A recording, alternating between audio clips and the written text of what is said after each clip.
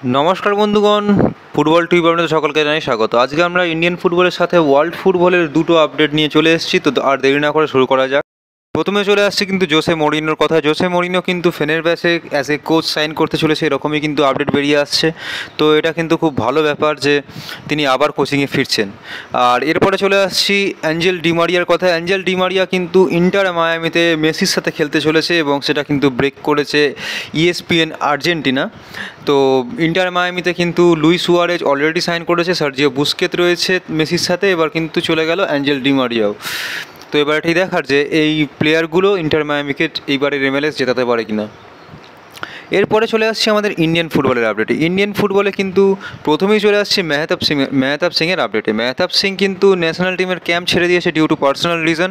তো 26 মেনের যে টিম ছিল সেই টিমটাই কিন্তু এখন প্র্যাকটিস করবে মেহতাব সিংকে ছাড়া। এরপর চলে আসছি রায়ান উইলিয়ামসের কথা। রায়ান উইলিয়ামস কিন্তু বিএফসিতে সাইন করে ফেলেছে, কন্ট্রাক্ট এক্সটেনশন সাইন করেছে। আরও কন্ট্রাক্ট এক্সটেনশন দিয়ে দিচ্ছি উইলমার জর্ডন গিল, সেও কিন্তু পাঞ্জাব এফসিতে কন্ট্রাক্ট এক্সটেনশন সাইন করে ফেলেছে। এরপর চলে আসছি কিন্তু আমায় আনোয়ারের কথায়। আমায় আনোয়ারও কিন্তু লোন ডিল উড়িষ্যাতে যেটা ছিল সেই লোন ডিলটাকেই এক্সটেন্ড করে নিয়েছে। তার প্যারেন্ট ক্লাব মুম্বাই সিটি এফসির সাথে কিন্তু ওড়িশা এখানে কিন্তু এই লোন ডিলটা ডান করে ফেলেছে। আর এরপর চলে আসছি পাঞ্জাবের কথায়। পাঞ্জাব কিন্তু 5টা ফরেনারকে ছেড়ে দিয়েছে। তো সেই জায়গায় তারা রেখেছে শুধুমাত্র কিন্তু উইলমার জর্ডন গিলকে, একটু আগে যে আপডেটটা দিলাম। তো সেখানে আর জাভি হার্নান্ডেজকে তারা নিতে চাইছে তাদের অ্যাটাকিং মিডফিল্ডে, যেহেতু মাদি তালাল চলে এসছে। তো সেই জায়গায় জাভি হার্নান্ডেজকে তারা নিতে চাইছে। এবার এটি দেখার জাভি হার্নান্ডেজ পাঞ্জাবে সাইন করে কিনা। এরপরে চলে আসছি পাঞ্জাবের আরেকটি প্লেয়ার, তার লেফট ব্যাক মোহাম্মদ সালাহ। ভাবা গেছিলো যে এই মোহাম্মদ সালাহকে কিন্তু পাঞ্জাব ধরে রাখবে, কারণ এই মোহাম্মদ সালাহ খুব ভালো প্লেয়ার, তার বয়স 29 বছর, কিন্তু তাকে ধরে রাখতে তারা পারলো না। তাকে বেঙ্গালুরু এফসি সাইন করিয়ে ফেলেছে। বেঙ্গালুরু কিন্তু এখানে খুব ভালো টিম তৈরি করছে। তো এবারটাই দেখার যে বেঙ্গালুরু এবারের সিজনে কীরকম পারফরমেন্স দিতে পারে। এরপর চলে আসছি কেরালা ব্লাস্টার্স এফসির কথার। তাদের কিন্তু মিলোস ড্রিনসিচ, তাদের এবারে যে সেন্টার ব্যাক খুব ভালো খেলেছিল সেন্টার ব্যাক পজিশনে, সেও কিন্তু কেরালা ছাড়তে পারে, এরকমই কিন্তু আপডেট বেরিয়ে আসছে। এরপর চলে আসছে কিন্তু কেরালার আর একটা সেন্টার ফরওয়ার্ডের রিউমার আপডেটে। মার্টিন পেটকো, বুলগেরিয়ান স্ট্রাইকার, বয়স যার 21, বুলগেরিয়ান আন্ডার-21 টিমে খেলেছে। মার্কেট ভ্যালু 3.6 crore এবং বুলগেরিয়ার বিভিন্ন ক্লাবে খেলেছে এবং লাস্ট খেলছিল বুলগেরিয়ারই ক্লাব লোকোমোটিভ প্লবদ্বীপে। সেই লোকোমোটিভ প্লবদ্বীপ থেকে তাকে নিয়ে আসতে গেলে কিন্তু ট্রান্সফার ফি দিতে হবে কেরালাকে, কারণ জুন মাসের 2026 সালের জুন মাস অবধি কিন্তু কন্ট্রাক্ট রয়েছে এই লোকোমোটিভ প্লবদ্বীপে তার। তো এবার এটি দেখার যে এই হিউজ ট্রান্সফার ফি দিয়ে এই প্লেয়ারটিকে কেরালা নিয়ে আসে কিনা। এরপর চলে আসছি আমাদের কলকাতার 3 প্রধানের আপডেটে। প্রথমে চলে আসছি মোহামেডান এফসির আপডেটে। মোহামেডান এফসিতে কিন্তু ইনভেস্ট করতে পারে এসআরকে, অর্থাৎ কিং খানকে কিন্তু মোহামেডান নিয়ে আসতে পারে, এরকমই কিন্তু আপডেট বেরিয়ে আসছে। এবং যতটা শোনা যাচ্ছে যে হ্যাঁ, অ্যাডভান্স নেগোসিয়েশনে রয়েছে, তার একটা কিছু পার্সেন্টেজ শেয়ারও মোহামেডানের এসআরকে কিনবে, মানে এসআরকে কোম্পানি কিনবে।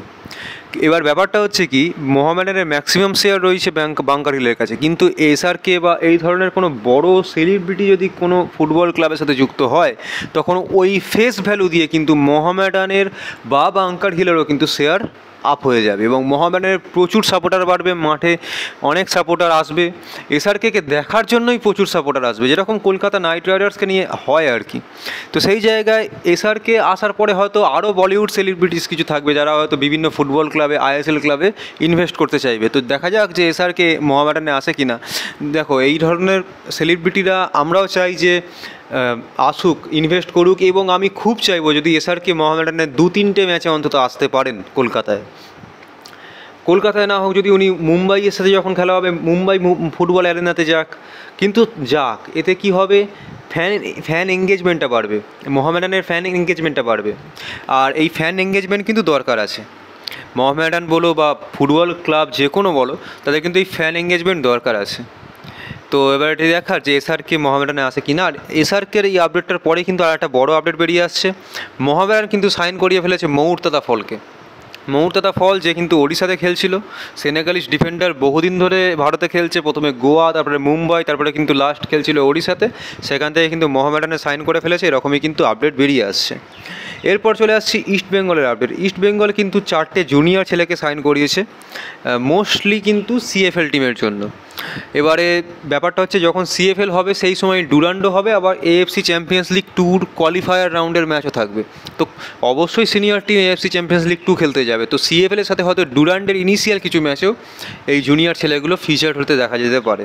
তাদের মধ্যে উইঙ্গার হিসেবে রয়েছে কিন্তু বিজয় মুর্মু, যার বয়স 20, ফরওয়ার্ড রয়েছে সুব্রত মুর্মু, যার বয়স 21, মনতোষ চাকলাদার সেন্টার ব্যাক, বয়স 26, চাকু mandi centre back defensive midfielder, বয়স 23।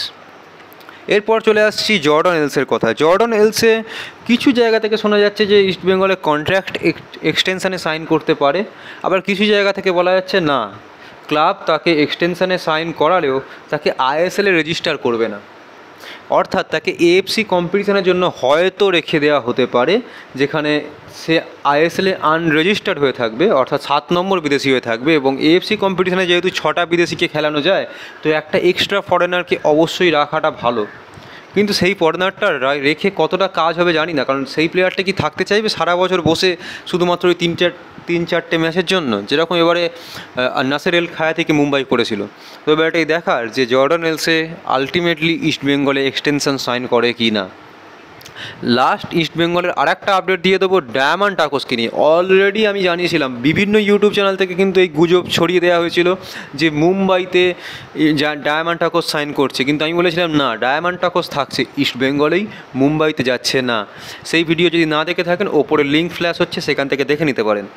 তো সেই ডায়মন্ড টাকোস আলটিমেটলি কিন্তু 1+1 কন্ট্রাক্টে সাইন করলো, 1+1 ইয়ারের ডিল, অর্থাৎ 1 বছরের পার্মানেন্ট ডিল এবং 1 বছরের ট্রিগার্ড এক্সটেনশন ডিল।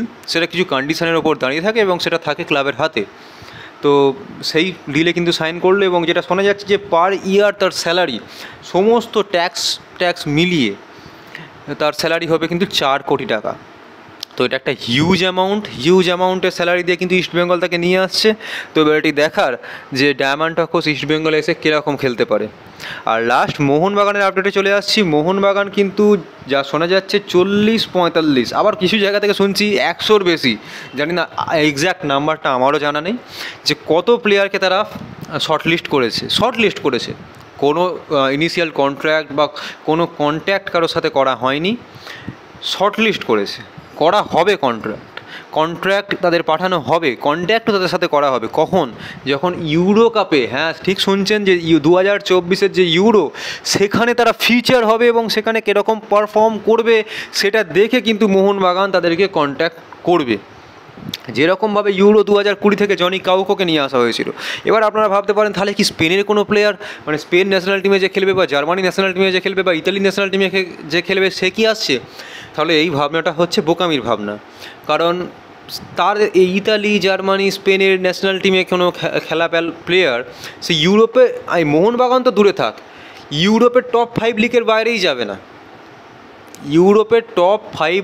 বাইরেই যাবে না, ইউরোপের অন্যান্য লিগ বা এশিয়ান টপ লিগেও তারা হয়তো আসবে না। সেখানে মোহনবাগান যত টাকাই ঢালুক তারা আসবে না। যারা আসবে তারা হয়তো যেরকম জনি কাউকোর এসেছিল ফিনল্যান্ডের বা এই রকম ছোটো কোনো দেশের, যারা তাও রেগুলার প্লেয়ার হয়তো হবে না, রেগুলার স্টার্টার হয়তো হবে না, বেঞ্চ প্লেয়ার হবে। কিন্তু সেও যদি আসে, তাহলে জনি কাউকোর কীরকম কোয়ালিটি ছিল ইন্ডিয়ান ফুটবলের নিরিখে সেটা সবাই দেখেছে।